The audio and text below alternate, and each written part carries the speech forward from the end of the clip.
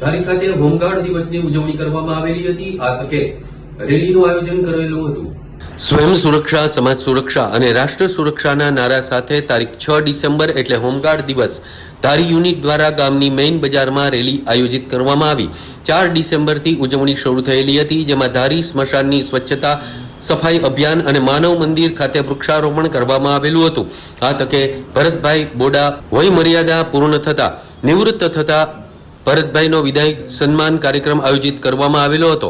6 ડિસેમ્બરની ઉજવણીને અનુલક્ષીને ધારી ગામના જાહેર રસ્તાઓ પર રૂટ માર્ચ કરી અને ઉજવણી કરવામાં આવેલી હતી।